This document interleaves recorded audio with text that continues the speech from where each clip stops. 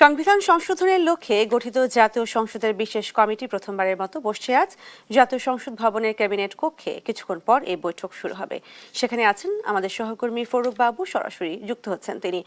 বাবু, প্রথম দিনের কর্মপরিকল্পনা সম্পর্কে কিছু জানতে পেরেছেন কিনা? সাতমিন, আপনি জানেন ইতিমধ্যে বৈঠক শুরু হয়েছে এবং সেই বৈঠকের সকল বিষয় নিয়ে ইতিমধ্যে হচ্ছে যে সদস্য রয়েছেন, দুই সদস্য আমাদেরকে জানিয়েছেন যে তারা ইতিমধ্যে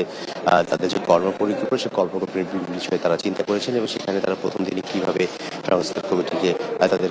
কার্যক্রম এগিয়ে নিতে পারেন এবং সেখানে কি কি সংস্কার আনবে সে সকল বিষয় নিয়ে একটি তারা খসড়া করেছেন এবং সে সকল বিষয় নিয়ে তারা ইতিমধ্যে মতামত দেবেন আজকের প্রথম দিনের বৈঠকে। এখানে প্রথম দিনের বৈঠকে আপনি জানেন যে সংবিধান সংস্কার কমিটিতে 17 জনের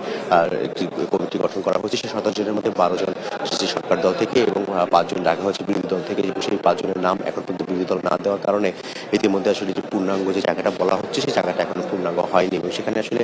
জানিয়ে রাখি যে ইতিমধ্যে আসলে আমাদেরকে জানানো হয়েছে, সংবিধান সংস্কার কমিটির 2 সদস্য জানিয়েছেন যে